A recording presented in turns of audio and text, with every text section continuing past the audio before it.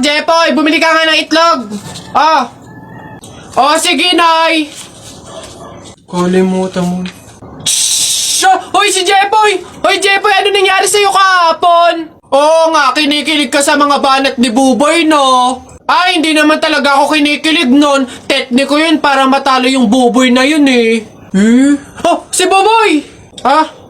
O ano, Jepo, yun lang naman pala kahinaan mo eh. Kilig-kilig ka pa dyan sa mga banat ko. Utot mo, eh di tuloy na natin yung laban natin ngayon. Nakita ko nanay mo sumakay ng bus. Bukas na 2 pinto sa bintana pa lumabas. Ayun! O G, hindi ka bagay sa Pilipinas. Bagay ka sa lata ng sardina.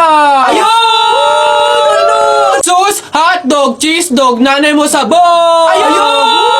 Aba, ayaw mo magpatalo ba? O tignan natin sa banat kong to. The sun is rising, the rain is coming. When I see you smiling, naku po, I'm falling. Ayun! Hoy, di mo na ako maloloko sa mga ganyan-ganyan mo. Tuloy na natin yung laban, ano? Sige, tuloy na natin. Sa kasalan. Nung magagawa, laging natutulala. Tuwing lumalapit ka, tuwing lumalapit ka, ako ay natutuwa kahit di sinasabi.